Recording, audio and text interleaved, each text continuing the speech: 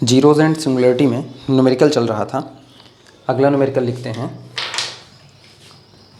आज ये चैप्टर बंद हो जाएगा, प्रॉब्लम। ठीक, इस चैप्टर को बंद करके एक्चुअली इस चैप्टर के सही सलामत देखे जाए तो इस चैप्टर को दो हिस्से में बांटा जाता है। एक हिस्सा तो ये जो इधर निकाले हैं, इसके बाद का अगला जो हिस्सा होगा वो होता है मेरोमॉर्फिक फंक्शन का। ठीक, उसको अलग करके पढ़ा रहे हैं। तो इस चैप्टर को आज इसी न्यूमेरिकल के ऊपर बंद करेंगे। दो न्यूमेरिकल इसके और हो रहे हैं। लिखना the function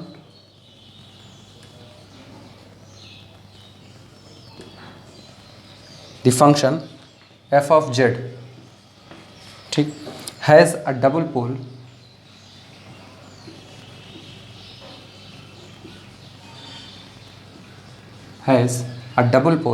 the function f of z has a double pole, z is equal to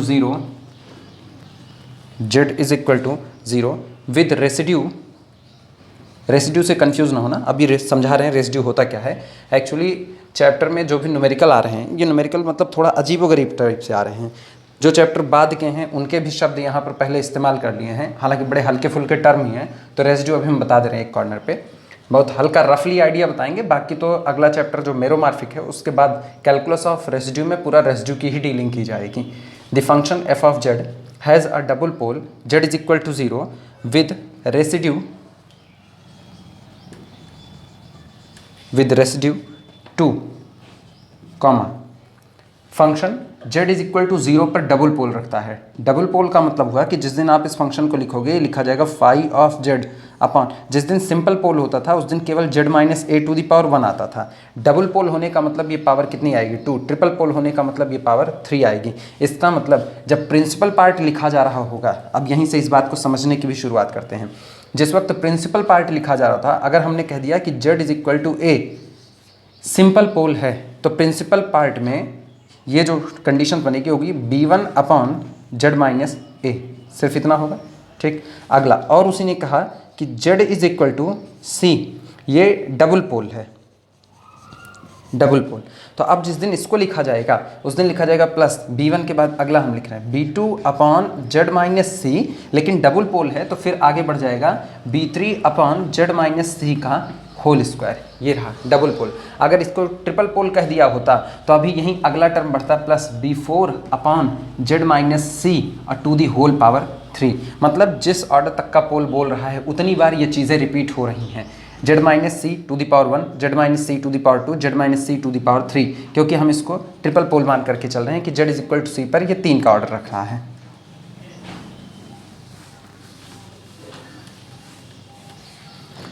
The function f of z has a double pole, z is equal to 0 with residue 2, a simple pole,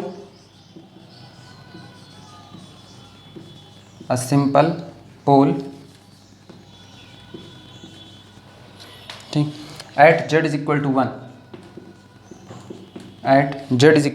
1, with residue 2,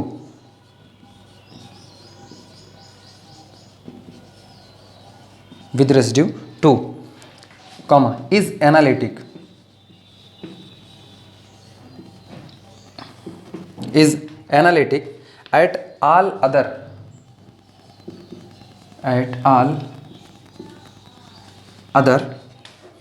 finite points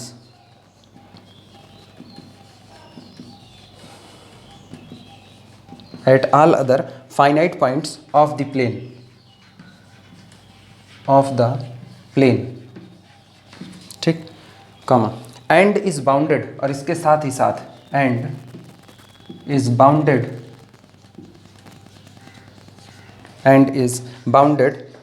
as mod z tending to the infinity, ठीक, full stop. If f of 2 is equal to 5, यानी functions value at point 2 is equal to 5 and f of minus 1 is equal to 2, find f of z, numerical note करो, समझाते numerical है क्या और कहना क्या चाह रहा है।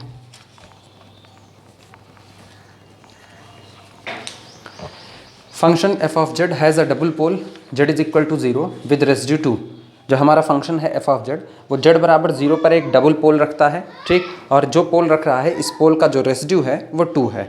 A simple pole at z is equal to 1। Function z is equal to 1 पर एक सिंपल पोल रख रहा है विद रेसिड्यू 2 और यहाँ भी रेसिड्यू उसके लिए 2 है, ठीक। इज एनालिटिक, ये जो फंक्शन है जो इस तरह की बातें यानी पोल रख रहा है इस दिए गए रेसिड्यू के लिए, ठीक। इज एनालिटिक, ये फंक्शन एनालिटिक बना हुआ है at all other finite point. चूँकि पोल एक सिंगुलरिटी होती है तो जो दो सिंगुलरिटी हमको मिल रही हैं, पहली सिंगुलरिटी जेड बराबर 0 है और दूसरी जेड इज इक्वल टू 1 है। इन दोनों को छोड़ करके बाकी जितना भी अपना प्लेन है कॉम्प्लेक्स प्लेन उसमें मेरा फंक्शन एनालिटिक बना हुआ है। Is analytic at all other points finite points of the plane and is bounded, और इसके साथ ही साथ फंक्शन बाउंडेड है as z tending to the infinity. मतलब कोई फर्क नहीं पड़ता हम प्लेन में कितनी भी दूरी तक चले जाएं, फंक्शन मेरा बाउंडेड बना रहेगा। मतलब फंक्शन की वैल्यू पर्टिकुलर किसी एक वैल्यू से ऊपर नहीं जा पाएगी।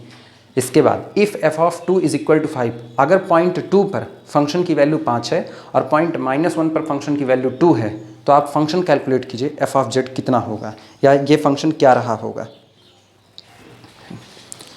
अब पहले हम रेसिड्यू समझा दे रहे हैं।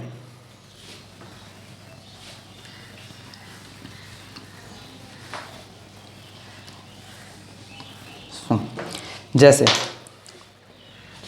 जिस वक्त हम एक्सपेंशन लिख रहे होते हैं, जैसे फंक्शन एफ ऑफ जेड को हमने लिखा a0 plus a1 Z plus a2 Z square plus so on plus इस तरीके से चलते हुए ये सीरीज चलती गई, ठीक। यहाँ तो जेड की पावर पॉजिटिव पॉजिटिव चल रही। अब जैसे हम प्रिंसिपल पार्ट का हिस्सा लिखते हैं तो प्रिंसिपल पार्ट लिखा जाता है b1 upon z minus a plus b2 upon z minus a का whole square plus so on plus हम यहाँ पर लिख रहे हैं bm upon z minus a to the whole power m।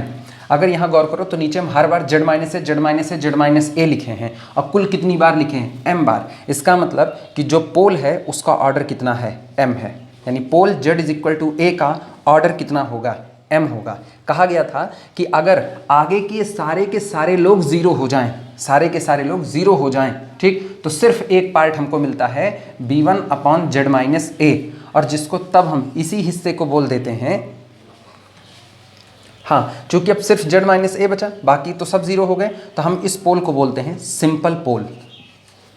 Simple पोल यानी पोल ऑफ ऑर्डर 1 जो होते हैं वो सिंपल पोल होते हैं। ये तो बात हो गई सिंपल पोल की। अब ध्यान से सुनना, जैसे ये लिखा गया है जेड माइनस ए की m तक गए हुए हैं, तो इस पूरे किस्से में जो pole z is equal to m order का है उसमें जो सबसे पहला कोफिशिएंट होता है ये b1। ये b1 हमारे लिए किसका काम करेगा, रेसिड्यू का काम करता है। इसी b1 इसी कोफिशिएंट b1 को रेसिड्यू कहा जाता है। अगली बात सुनना, इसी को फिर समझना। जैसे अब हम कह दे रहे हैं कि हमारा जो भी फंक्शन है वो z is equal to a pole रखता है 4 ऑर्डर का, एक बात। और दूसरी बात z is equal to a dash pole रखता है 5 ऑर्डर का, ठीक। तो इसका मतलब जिस दिन प्रिंसिपल पार्ट, हम इसकी बात ही नहीं कर रहे, ये कुछ भी हो, जिस दिन हम प्रिंसिपल पार्ट लिखेंगे उस दिन पहले इसके लिए लिख रहे हैं तो होगा b1 अपॉन जेड माइनस ए, कितना है 4 ऑर्डर का पोल है तो plus b2 upon z minus a का whole square plus b3 upon z minus a की whole power 3 plus b4 upon z minus a to the whole power 4। इतने तक रुक जाएंगे क्योंकि इसका ऑर्डर 4 ही है, तो 4 टर्म इसने दे दिए। अब इसमें जो ये पहला वाला कोफिशिएंट b1 आया ये रेसिड्यू है at z is equal to a पर, ठीक। अगली बात सुनना, अब ये बचा हुआ है, अब इसके लिए लिख रहे हैं तो इसी में आगे बढ़ा रहे हैं प्लस ये इस तरीके से लिख रहे हैं b1 डैश अपॉन 5 ऑर्डर का है तो z minus a dash to the power 1 plus b2 dash upon, ठीक, z माइनस ए का होल स्क्वायर, ठीक, plus b3 upon z minus a to the whole power 3, sorry a dash है ये, a dash to the whole power 3। इस तरीके से चलते हुए लास्ट में b5 upon z minus a to the whole power 5 ये चढ़ेगा। तो यहाँ पोल जो जेड माइनस ए डैश वाला चल रहा है, इस z is equal to a dash वाले पोल के लिए जो रेसिड्यू होगा वो b1 डैश होगा। तो इन शॉर्ट अभी समझने के लिए, चूंकि जब तक चैप्टर खुल नहीं रहा तब तक हम इसके बारे में और बात नहीं कर रहे हैं, जब तक चैप्टर नहीं खुल रहा तब तक सिर्फ इतना याद रखो, जिस वक्त प्रिंसिपल पार्ट लिखे जा रहे होंगे उस वक्त पर्टिकुलर किसी पोल पर जो सबसे पहला कोफिशिएंट निकल करके आता है उसे रेसिड्यू कहा जाता है। Particular pole z is equal to a के लिए b2 b3 b4 ये रेसिड्यू नहीं है, रेसिड्यू ये होगा b1। इसी तरह z is equal to a dash जो 5 ऑर्डर का है उसके लिए रेसिड्यू होगा b1 डैश। तो पहला कोफिशिएंट ही हमेशा हमारा रेसिड्यू का काम कर रहा होता है। ये रफली आइडिया है इस न्यूमेरिकल को आगे बढ़ाने के लिए। बाकी जिस वक्त चैप्टर खुलेंगे उस वक्त इनकी और चर्चा की जाएगी। तो अब ये दिमाग में रखना, न्यूमेरिकल में रेसिड्यू देने का मतलब है हमको पहला पहला कोफिशिएंट ऑलरेडी बता दिया है।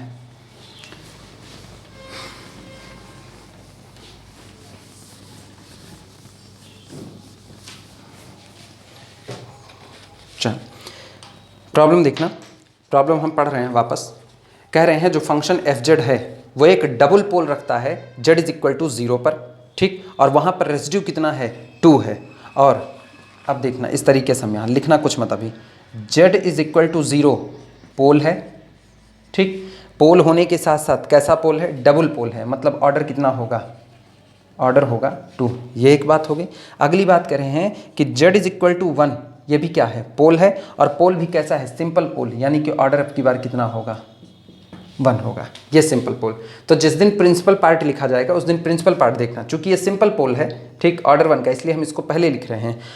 उस दिन प्रिंसिपल पार्ट में आएंगे b1 अपॉन z माइनस 1, बस, क्योंकि ऑर्डर 1 है और कुछ नहीं। लेकिन यही b1 क्या है, रेसिड्यू है। अब न्यूमेरिकल की तरफ देखो तो न्यूमेरिकल में कह रहा है z इज इक्वल टू 1 पर जो रेसिड्यू है वो 2 है। इसका मतलब प्रिंसिपल पार्ट में ये होगा 2 अपॉन z माइनस 1। अच्छा, फिर देखना, अब अगली पोल की बात करें। अगला पोल z इज इक्वल टू 0 है, लेकिन ऑर्डर कितना है, 2 का है, तो प्लस, अब आगे से लिख रहे हैं ये b1 है तो ये b2 अपॉन, अब यहाँ पर लिख रहे हैं z minus 0 to the power 1 plus b3 upon z minus 0 to the power 2, क्योंकि ऑर्डर कितना दिया है, 2 ऑर्डर, डबल पोल। फिर ये डबल पोल के इतने ही फैक्टर आएंगे क्योंकि ऑर्डर 2 है, तो ये जो b2 आया ये रेसिड्यू होगा at pole z is equal to 0 के लिए। और b2 हमको दिया गया है, b2 भी कितना दिए हैं, विद रेसिड्यू 2, इस पर भी रेसिड्यू 2 है, यानी इसको हटा के हम इसकी जगह कितना रख सकते हैं, 2 रख सकते हैं। तो प्रिंसिपल पार्ट के इनिशियल हिस्से तो हमको मिल गए। प्रिंसिपल पार्ट में हमारे पास होंगे 2 upon z minus 1 plus 2 upon z minus 0 और प्लस ये b3 ही रखा जाएगा। अब तो इसको b लिख सकते हैं, कोई दिक्कत नहीं, क्योंकि b1 b2 ये b3 को सिंपली b लिख दिए, b अपॉन z माइनस 0 की होल पावर 2। ये इतना हो गया प्रिंसिपल पार्ट का हिस्सा जो इस इंफॉर्मेशन से मिला कि हमको पोल दी गई थी। शुरुआत करते हैं लिखने की। उम्मीद कर रहे हैं रेसिड्यू वाली बातें अब समझ में आई होंगी थोड़ी बहुत, ठीक। हालांकि चैप्टर खुलेगा तो रेसिड्यू और ज़्यादा क्लियर होगा, लेकिन अभी रफली आइडिया यही याद रखो कि जो आपके पोल दिए गए हैं जिस ऑर्डर के, जब उनको लिखा जाएगा प्रिंसिपल पार्ट में, तो प्रिंसिपल पार्ट में जो पहला कोफिशिएंट होगा किसी पोल पर, पहला कोफिशिएंट, वही मेरा रेसिड्यू का काम करेगा। लिख रहे हैं गिवन, जो दिया गया है उतने की बात करते हैं। अब ये सॉल्यूशन है, सॉल्यूशन लिखना। गिवन दिया गया है, given f of z, function f of z has a simple pole. हम सिंपल पोल वाली बात पहले लिख दे रहे हैं क्योंकि उसको सबसे पहले लिखेंगे।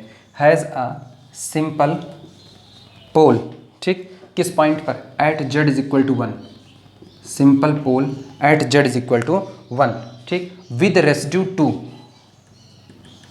विद रेसिड्यू 2, ठीक। अगला, या एक बात यहीं से डबल पोल के लिए भी लिखा जा सकता है, और अगर दिक्कत लग रही हो तो यहीं पर this implies that, this implies that 2, ये 2 अपॉन z माइनस 1, ठीक, एग्जिस्ट इन प्रिंसिपल पार्ट, ये रहा 2 upon z minus 1 exist in principal part.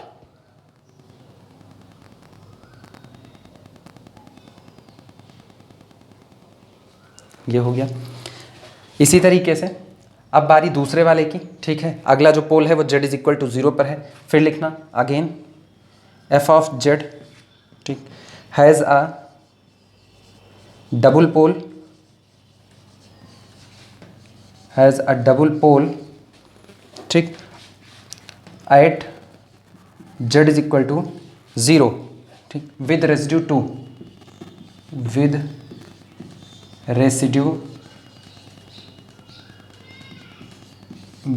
Residue 2।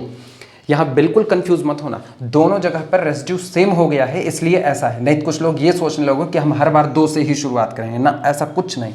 जो रेसिड्यू दिया गया है वो z-1 के लिए 2 दिया गया है, z-1 बेचारा सिंपल पोल है, एक ही बार एक ही टर्म देगा, तो ऊपर रेसिड्यू रख दिया 2, यानी वही b1 अपॉन z-1। लेकिन इसके लिए कह रहा है रेसिड्यू इसके लिए फिर कितना है, 2 है, ये 3 भी हो सकता था, 3 होता तो अब पहला रेसिड्यू हम यहाँ पर 3 रखते कोफिशिएंट, लेकिन आज की तारीख में 2 कह रहा है। लेकिन z इज इक्वल टू 0 कैसा पोल है, डबल पोल, मतलब z-0 वाले फैक्टर 2 बार आएंगे, ठीक। तो दिस इंप्लाइज दैट, इसका मतलब ये हुआ, दिस इंप्लाइज दैट रेसिड्यू पहले रख रहे हैं 2 अपॉन, रेसिड्यू का मतलब पहला कोफिशिएंट याद रखना, 2 अपॉन z-0, यानी केवल और केवल कितना, z प्लस, अब की बारी, अब यहाँ पर 2 नहीं रख सकते, अब यहाँ अननोन क्वांटिटी ही रखी जाएगी, b अपॉन, क्योंकि रेसिड्यू सिर्फ पहला कोफिशिएंट ही होगा, b अपॉन z-0 का whole square, that is z square, ठीक। एग्जिस्ट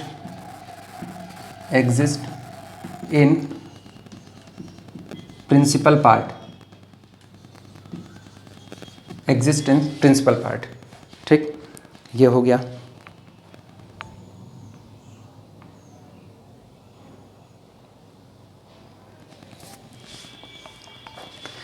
इसका मतलब प्रिंसिपल पार्ट में जो 2 हिस्से आ रहे हैं वो हमको मिल गए। प्रिंसिपल पार्ट में एक तरफ होगा 2 अपॉन z-1 और फिर उसी प्रिंसिपल पार्ट में होगा 2 upon z plus b upon z square, ठीक।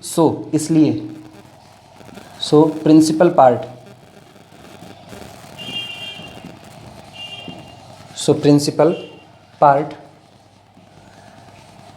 Of function f of z, ठीक, इज, प्रिंसिपल पार्ट में दोनों हिस्से जोड़ करके रख दो प्रिंसिपल पार्ट में। प्रिंसिपल पार्ट का मतलब वो जो z की नेगेटिव पावर को रख रहा है। तो देखो प्रिंसिपल पार्ट कितना हुआ, 2 अपॉन z-1 प्लस ये वाला हिस्सा 2 अपॉन z, फिर ये plus b upon z square, ये प्रिंसिपल पार्ट होगा,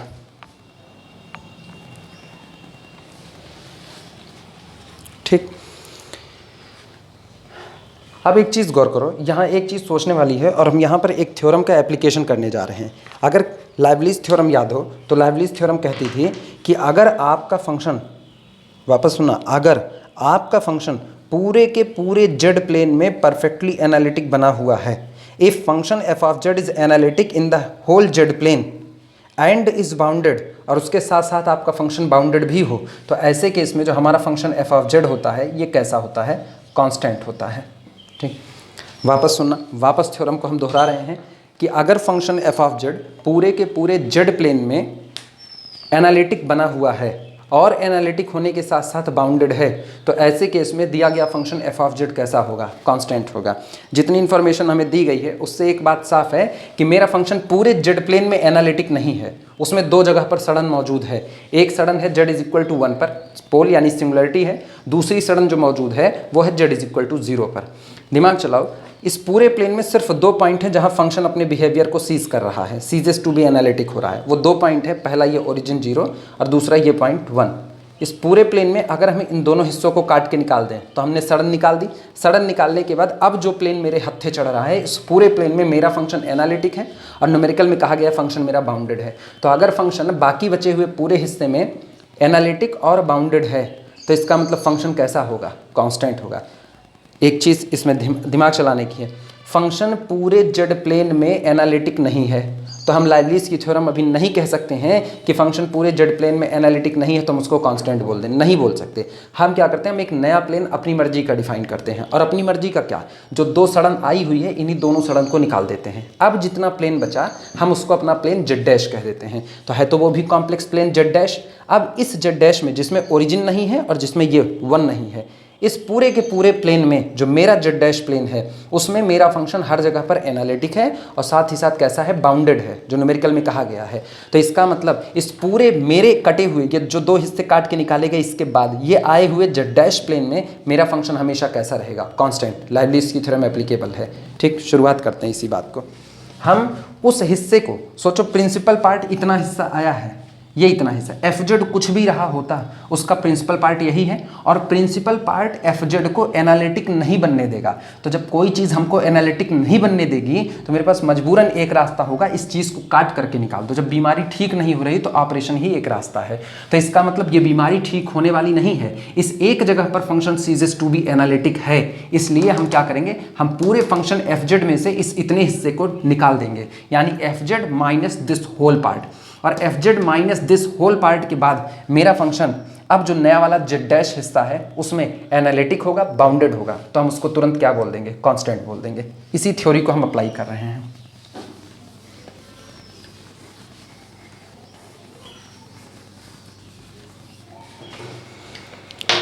लिखना, since function f of z is analytic, function f of z is analytic at all other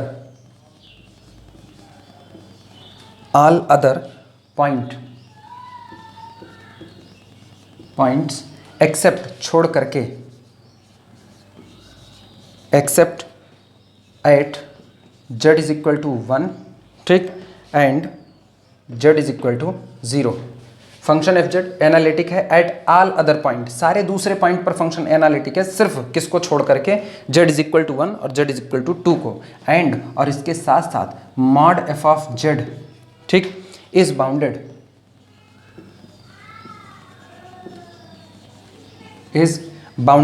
ठीक, in the whole z plane.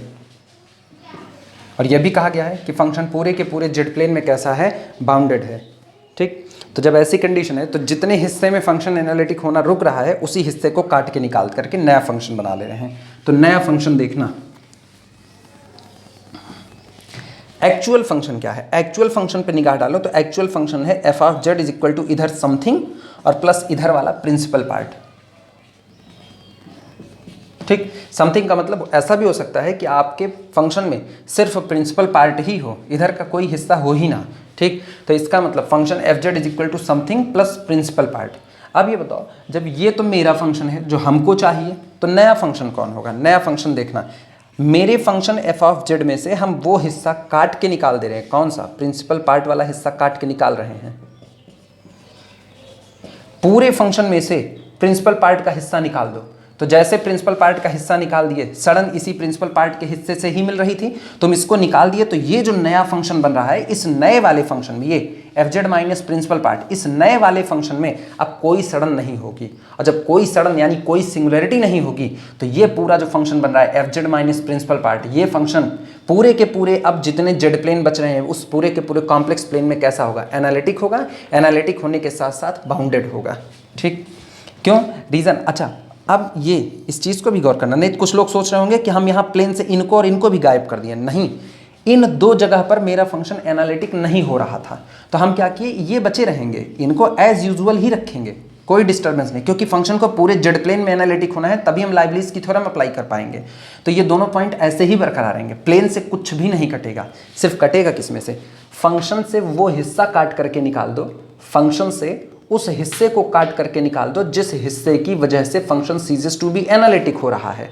तो ये हिस्सा कट गया, तो जो नया वाला फंक्शन बचा, अब इसमें कहीं पर भी हमको सिंगुलरिटी मिलने वाली नहीं है, यानी ये आया हुआ नया फंक्शन मेरे पूरे कॉम्प्लेक्स प्लेन में कैसा होगा, एनालिटिक होगा प्लस बाउंडेड होगा, इसलिए ये पूरा का पूरा फंक्शन कांस्टेंट होगा, बराबर ए डैश लिख सकते हैं या सी लिख सकते हैं।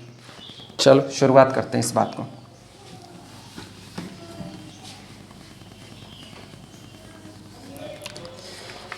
लिखना, सो इसलिए बाई लाइबनिट्ज़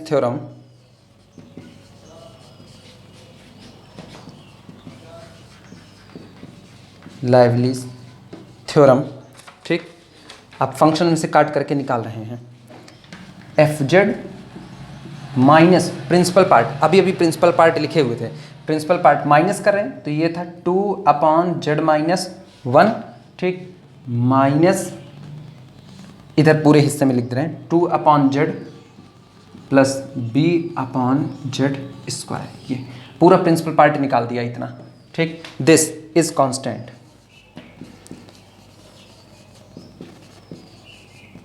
इज कांस्टेंट। इसको बिना इस थ्योरम के इस्तेमाल के भी लगाया जा सकता है, लेकिन वो तरीके लंबे पड़ जाएंगे, इसीलिए इस थ्योरम को इस्तेमाल कर लेना ज़्यादा बेनिफिशियल है अपने लिए। और ये बात याद रखना, हम लाइवलीज की थ्योरम वापस दोहरा रहे हैं, फंक्शन पूरे के पूरे जेड प्लेन में एनालिटिक होना चाहिए और बाउंडेड होना चाहिए, तो इसका मतलब मेरा फंक्शन कैसा होगा, कांस्टेंट होगा। ठीक, और अगर कांस्टेंट है तो चलो कोई कांस्टेंट मान लेते हैं पूरे के बराबर। This implies that f of z minus 2 upon z minus 1 minus 2 upon z minus b upon z square is equal to A0। ये कांस्टेंट है, यहीं लिख देना कांस्टेंट। A0 इज कांस्टेंट, जहाँ पर A0 कांस्टेंट का काम कर रहा है। ठीक, इसका मतलब एफ जेड कौन हुआ, दिस इम्प्लाइज दैट, तो जो फंक्शन हमको निकालना है एफ जेड, देखो एफ जेड क्या होगा, f z is equal to होगा A0 plus 2 upon z minus 1 plus 2 upon z plus b upon z square, सबको उधर ट्रांसफर कर दिए, ये एफ जेड होगा। यही एफ जेड हमको निकालना था। अगर हमें A0 और B ये दो चीज़ें मिल जाएं तो एफ जेड हम निकाल चुके हैं। इतना लिख डालो फटाफट।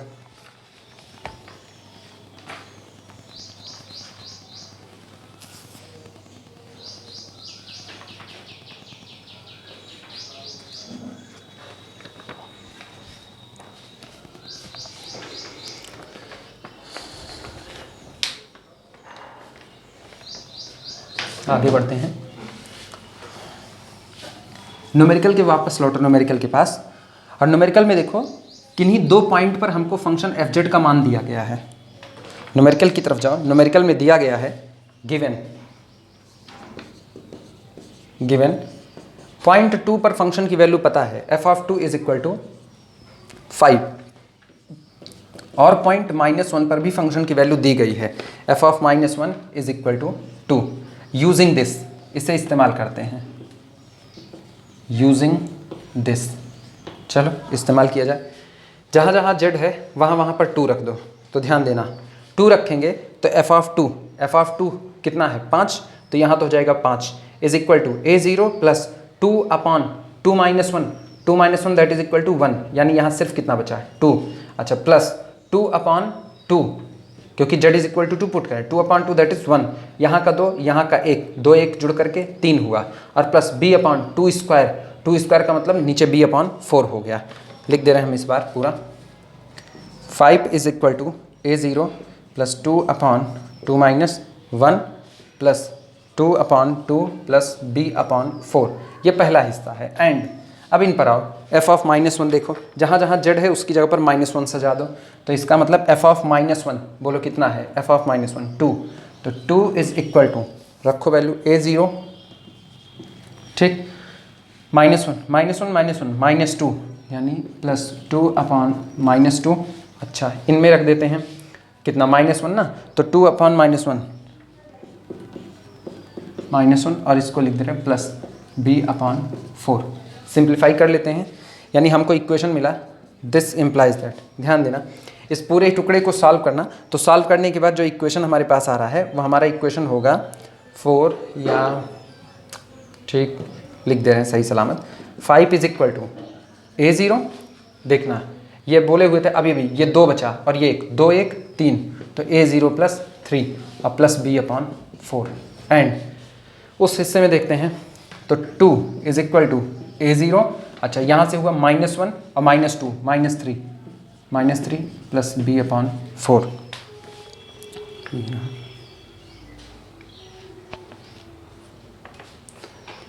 चेक कर लेना कहीं क्रॉस चेक में, हाँ एक जगह गलती हुई है, भारी मिस्टेक।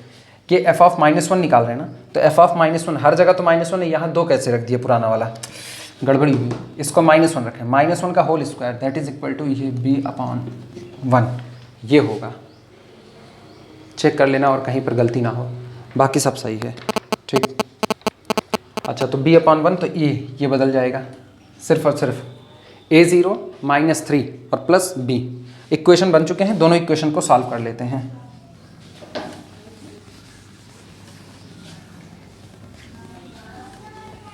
चलो दोनों इक्वेशन सॉल्व करते हैं, यानी दिस इम्प्लाइज दैट हमारे पास मिलता है यहाँ से 4 से मल्टीप्लाई, अच्छा 5 में से 3 निकाल दो 2 आया, 4 से मल्टीप्लाई कर लो, 4 दूनी 8 हो जाएगा। तो अपने को मिला 4a0 plus b equal to 8 and यहाँ से दूसरे वाले से मिल रहा है a0 plus b is equal to 3 2 5। ठीक, सॉल्व कर लेते हैं। सॉल्व करने पर सीधे सीधे लिख रहे हैं, सॉल्व करने में मिलेगा a0 इज इक्वल टू 1 और 1 हो गया तो b इज इक्वल टू 4। ये वैल्यू मिल गई। उठा करके एफ ऑफ जेड की उस अननोन वाली क्वांटिटी पर रख दो, हमको एफ ऑफ जेड मिल चुका है देयरफॉर, इसलिए f of z is equal to, ठीक, a0 का मतलब कितना 1 plus 2 upon z minus 1 plus अगला था 2 अपॉन जेड प्लस अगला था b अपॉन, तो b का मतलब कितना 4 upon z to the power 4 और जेड स्क्वायर। ये रिक्वायर्ड एफ ऑफ जेड है। ये होता है दिए गए रेसिड्यू की मदद से फंक्शन को कंस्ट्रक्ट करना कि आपका फंक्शन एफ ऑफ जेड क्या रहा होगा।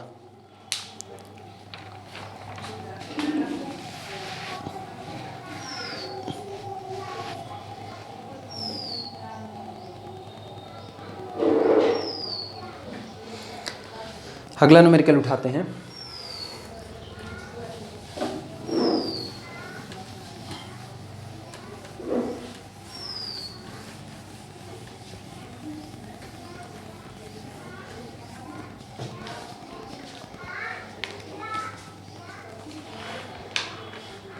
प्रॉब्लम नोट करना अगली।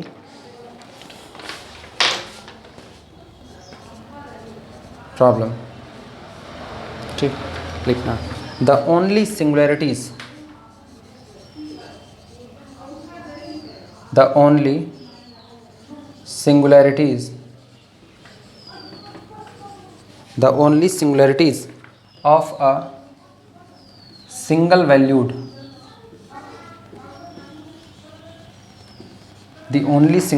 of a single valued function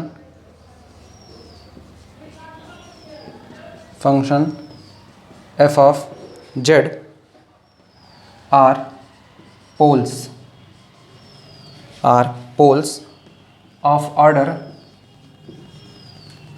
1 and 2, ठीक, at z is equal to -1 and z is equal to 2 with residues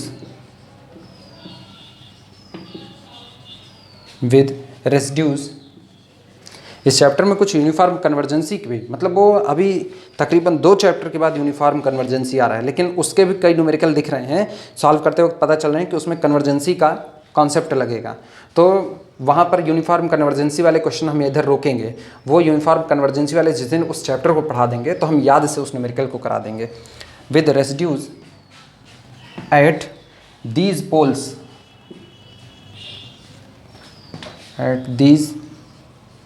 poles 1 and 2 respectively,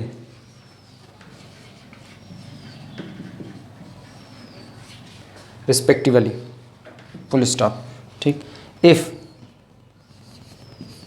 f of 0 is equal to 7/4, f of 1 is equal to 5/2, determine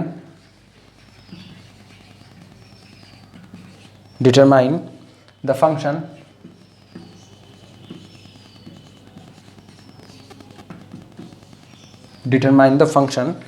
and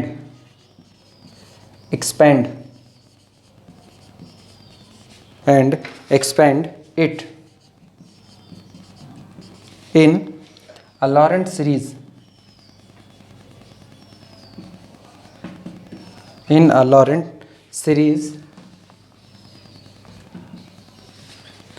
ठीक, valid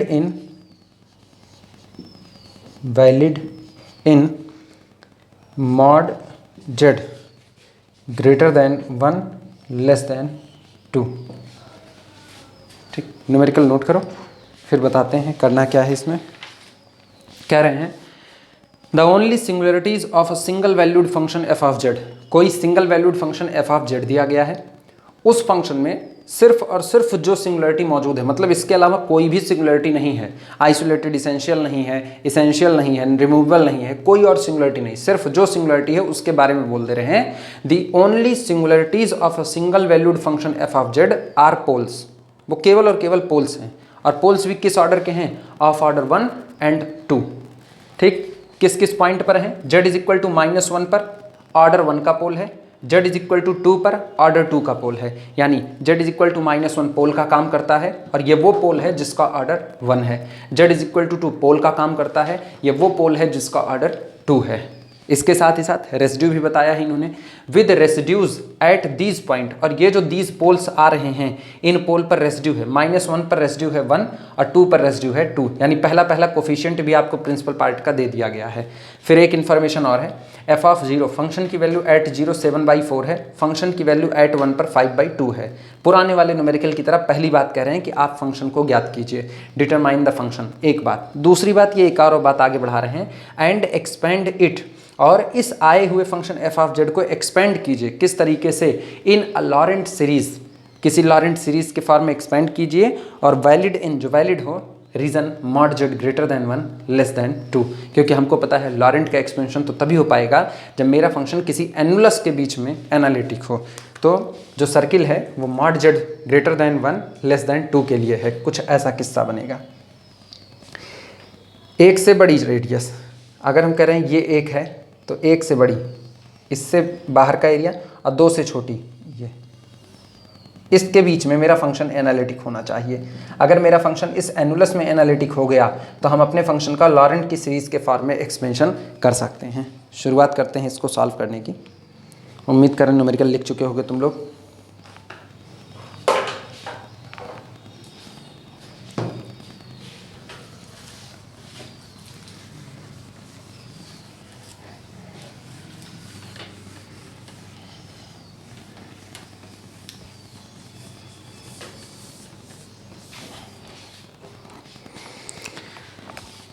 solution करने का मेरा तरीका वही पुराना ही होगा, ठीक, जो कुछ कहा है उसी के आधार पर हम अपना काम आगे बढ़ाएंगे।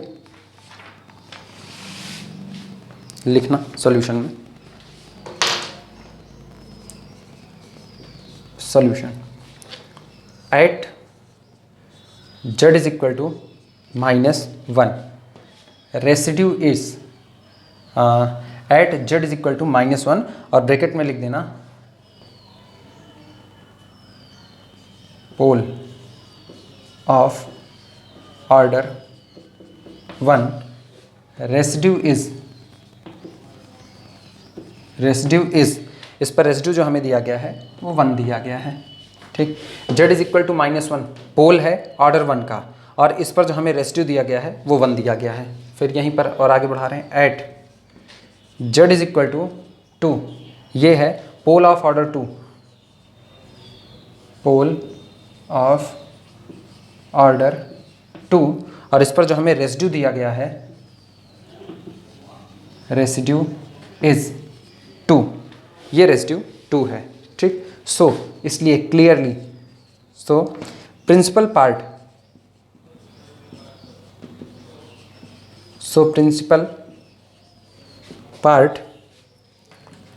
ऑफ एफ ऑफ जेड, इसलिए फंक्शन एफ ऑफ जेड का जो प्रिंसिपल पार्ट होगा, प्रिंसिपल पार्ट मतलब वो जेड की नेगेटिव पावर वाला। चलो लिखने की शुरुआत करें। सबसे पहले इसका देखते हैं, एक ही ऑर्डर का है मतलब एक ही टर्म आएगा, ये जेड माइनस ए वाला एक ही टर्म आएगा, जहाँ पर ए की जगह पर कितना पुट होगा, -1, तो -1 रखते हैं, माइनस माइनस +1 होगा, ठीक। रेसिड्यू हमको पता है, रेसिड्यू कितना है, 1 है, तो प्रिंसिपल पार्ट में होगा पहला तो 1/z+1, पहली बात हुई ये, इससे समझ लेना जेड माइनस ए बराबर -1, तो माइनस माइनस +1 हो गया, ये हुआ। अगला देखना, z इज इक्वल टू 2, ये पोल है ऑर्डर 2 का, और जिसमें रेसिड्यू कौन है, 2, मतलब पहला कोफिशिएंट तो 2 भरा जाएगा, तो +2 अपॉन पोल देखना 2 है, तो z-2, आगे का नहीं पता इसलिए b/z-2 का होल स्क्वायर, ये रहा, लिख डालो इसे फटाफट, होल स्क्वायर। इसलिए हमारे फंक्शन एफ ऑफ जेड का जो प्रिंसिपल पार्ट होगा वो होगा 1/z+1 + 2/z-2 + b/z-2 का होल स्क्वायर, ठीक। आगे आगे वाली बात फिर करते हैं, वही पुरानी बातें। Since function f z is analytic,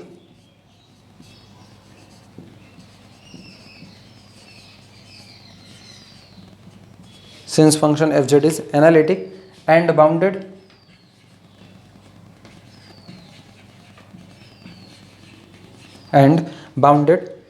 ठीक, in the whole of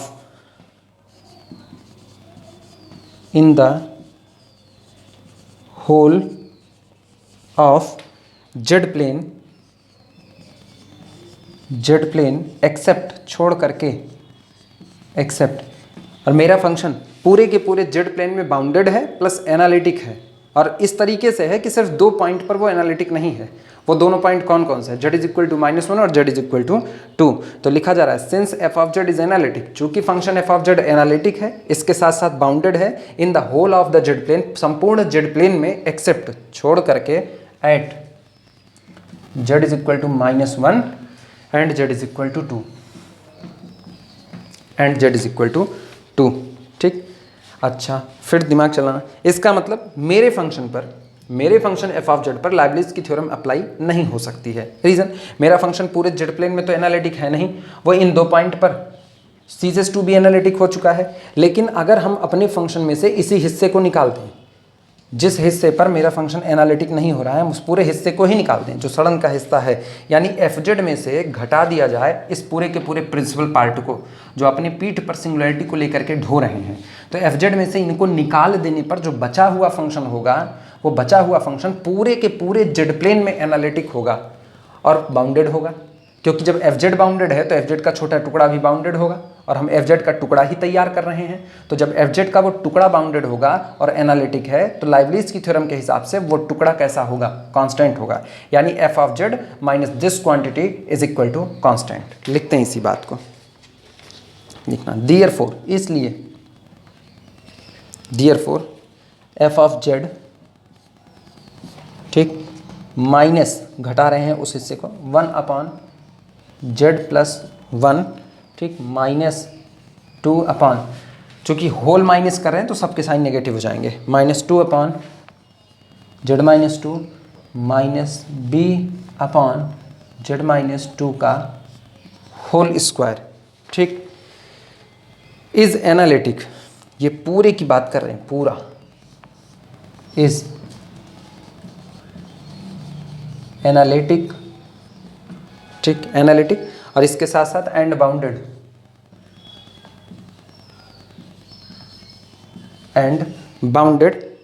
in whole z plane,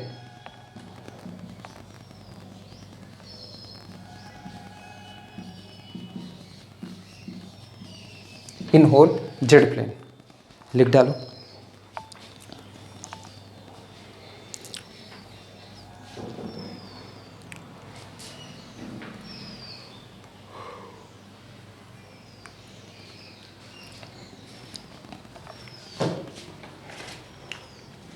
आगे बढ़ा जाए, इस पर लाइबनिट्ज़ की थ्योरम को अप्लाई करते हैं।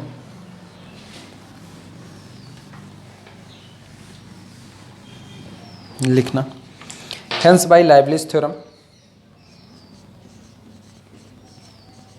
Hence bye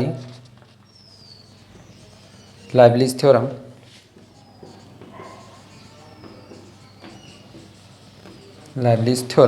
F of z minus ये हिस्सा 1 upon z plus 1 -2 upon z -2 minus b upon z -2 का whole square is equal to, या पहले हम कांस्टेंट बताए दें, अगर याद रहे तो सीधे बराबर a0 कर देना, ना याद रहे तो इज कांस्टेंट कर देना,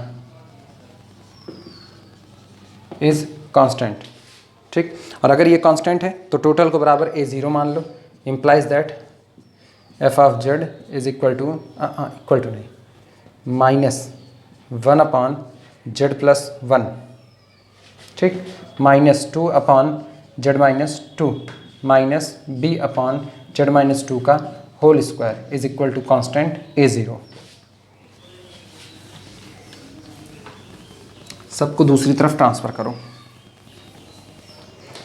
यानी this implies that f of z is equal to, दूसरी तरफ लेकर के जा रहे हैं तो बन जाएगा a0 plus 1 upon z plus 1 plus 2 upon z minus 2 plus b upon z minus 2 का whole square.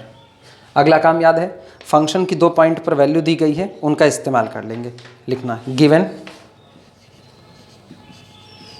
Given F of 0 दिया गया है 7/4 है, 7/4, ठीक। इसी के साथ एफ ऑफ 1 भी हमको दिया गया है, एफ ऑफ 1 हमको दिया गया था 5/2, 5/2 विच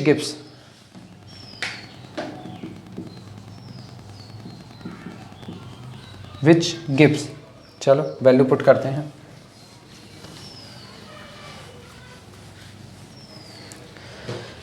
वैल्यू रखने पर अब हम सीधे लिख दे रहे हैं, जो 2 इक्वेशन हमको मिलेंगे वो दोनों इक्वेशन हम लिख दे रहे हैं। अपने को पहला इक्वेशन मिलेगा a0 plus b upon 4 is equal to 7/4, पहला इक्वेशन। और जो दूसरा इक्वेशन मिलेगा वो मिलेगा a0 plus b is equal to 4। और जिस दिन इन दोनों को सॉल्व किया जाएगा, इसे सॉल्व करके देख लेना, इसे सॉल्व करने पर मिलेगा a0 इज इक्वल टू 1 पहली बात, and b is equal to 3 दूसरी बात। ये दोनों वैल्यू निकल करके आएंगी। तो फंक्शन मेरा कंस्ट्रक्ट हो चुका है, देयरफॉर बस इसी में उठा करके वैल्यू रख दो, एफ ऑफ जेड बन चुका है। Therefore f of z is equal to a0 की जगह पर 1 आ जाएगा, 1 प्लस 1 अपॉन, ठीक कहाँ गया, 1 अपॉन जेड प्लस 1 लिखो, चाहे 1 प्लस जेड कर दो। 1 प्लस जेड कर रहे हैं क्योंकि दिमाग में कुछ चल रहा है, इसको भी लॉरेंट सीरीज में एक्सपेंशन ले जाना होगा, ठीक। अगला लिखते हैं प्लस 2 अपॉन जेड माइनस 2, ठीक, प्लस अगला b की वैल्यू आ चुकी है 3, तो 3 अपॉन जेड माइनस 2 का होल स्क्वायर। ये वो रिक्वायर्ड फंक्शन है जो हमें निकालना था।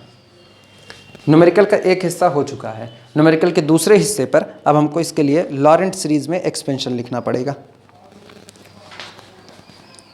उसकी भी शुरुआत करते हैं।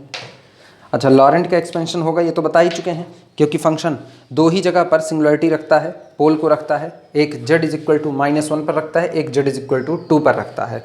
तो एक circle z is equal to -1 से और एक z इज इक्वल टू 2 से, तो बीच के एरिया में फंक्शन कैसा रहेगा, एनालिटिक।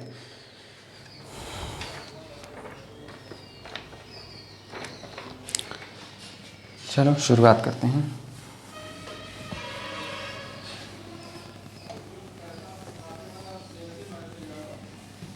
ध्यान देना, तुम्हारी मर्जी, फिगर मन कहे कॉर्नर पर बना लेना, मन कहे ना बनाना। देखना ये रहा, ये पॉइंट होता है z इज इक्वल टू -1, एक बात, और अगला पॉइंट है z is equal to 2।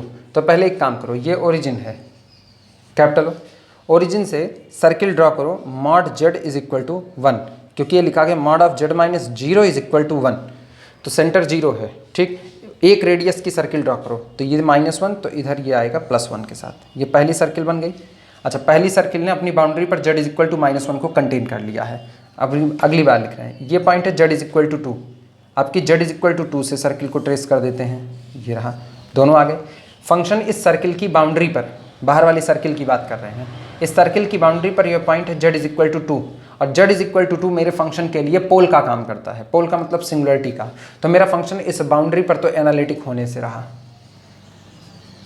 Complete analytic इस बाउंड्री पर नहीं हो सकता, क्योंकि हम कह रहे हैं बाउंड्री के सारे पॉइंट पर एनालिटिक हो जाए, फिर भी z इज इक्वल टू 2 उसके लिए क्या रहेगा, पोल यानी सिंगुलरिटी, ठीक। इस पर आते हैं, सेम कंडीशन इस सर्किल की इस बाउंड्री पर भी मेरा फंक्शन एनालिटिक होने की कंडीशन पे नहीं है, क्योंकि z इज इक्वल टू -1 इसी बाउंड्री पर मौजूद है।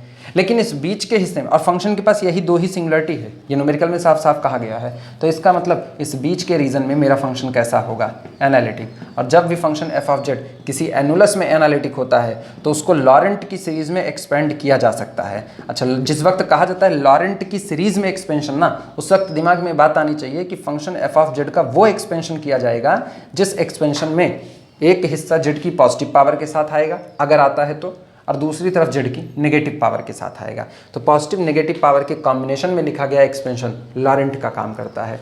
और अब मेरा फंक्शन एनुलस में एनालिटिक है, इसलिए हम उसका एक्सपेंशन कर सकते हैं। शुरुआत करना इस बात को।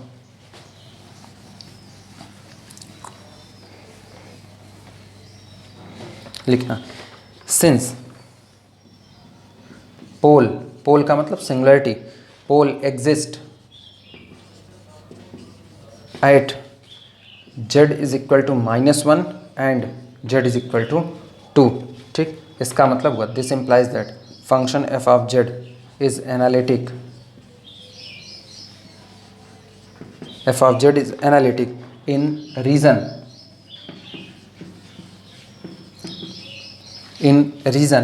ये mod z greater than 1 and less than 2। ये वही एनुलस वाला रीजन है। सर्किल जिसकी रेडियस 1 से बढ़ी जा रही है, सर्किल जिसकी रेडियस 2 से कम आ रही है। ठीक, दिस इम्प्लाइज दैट चूंकि एनुलस में बाउंडेड है, एनुलस में बाउंडेड है तो लॉरेंट का एक्सपेंशन होगा, वही लिख रहे हैं। This implies that f of Z can be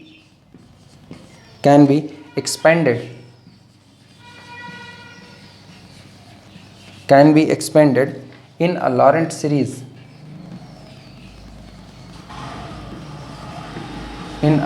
Laurent series within annulus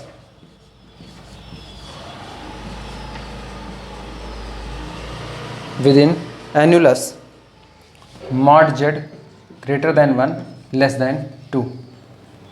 ये रहा mod z greater than 1 less than 2।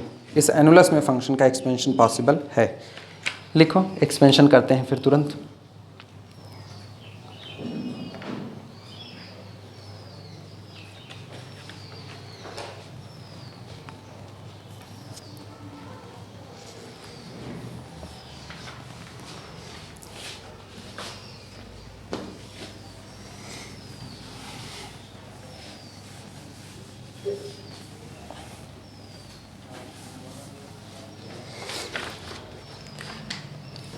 कहीं अलग से नहीं, बस इसी से मेरा काम बन जाएगा।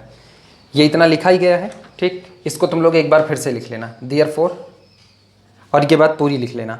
ठीक, इतने के बाद अब हम शुरू कर रहे हैं वापस लिखने की। तुम लोग इसको दोबारा या नीचे फिर से लिखोगे, हम यहीं से आगे बढ़ा रहे हैं।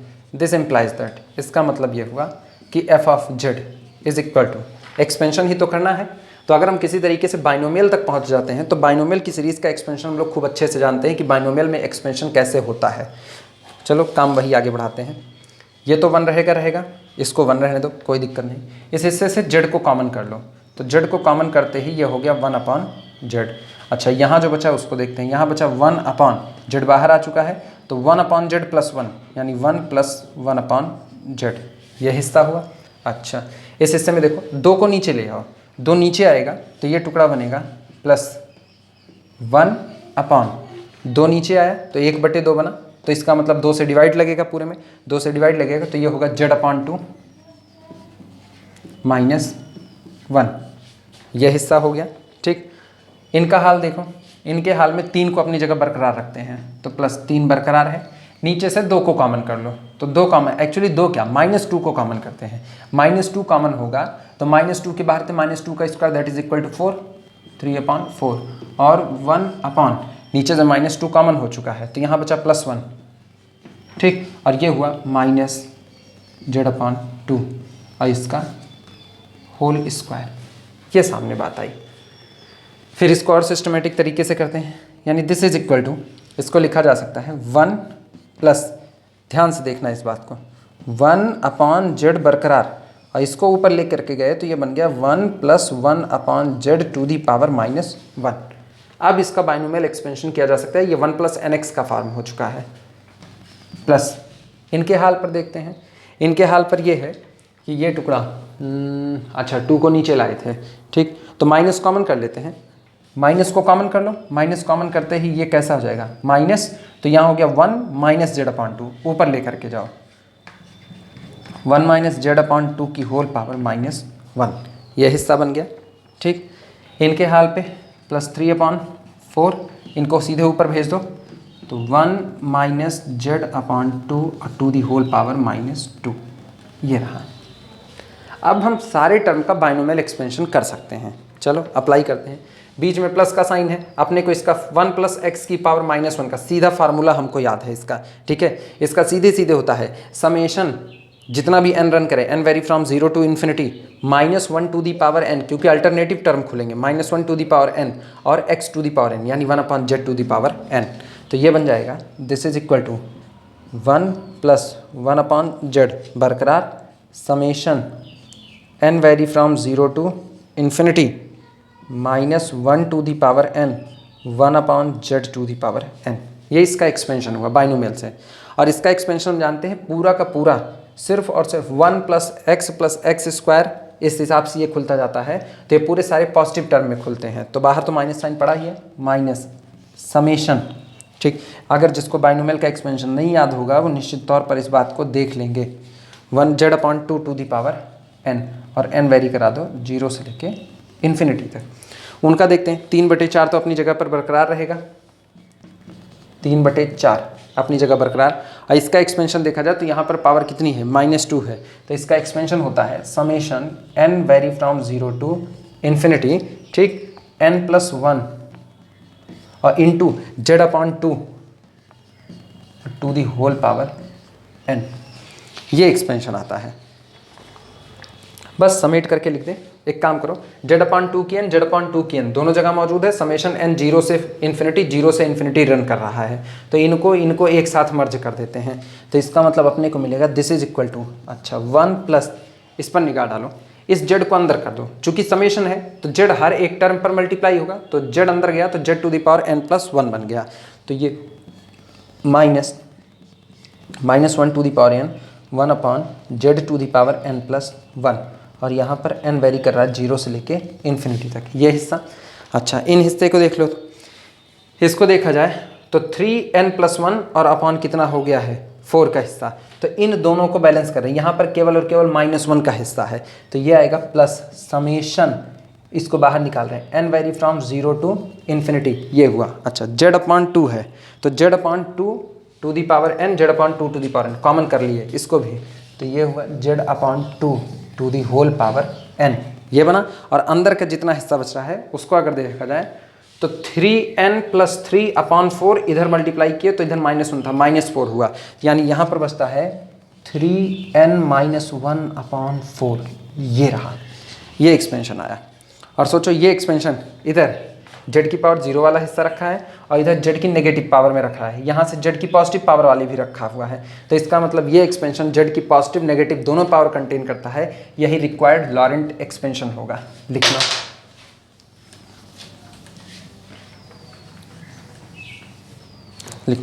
which being a series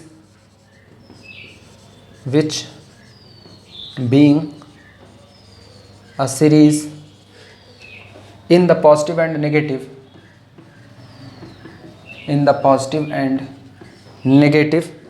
powers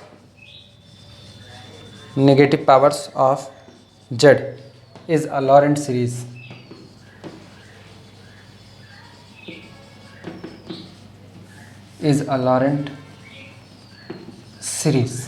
ये रहा।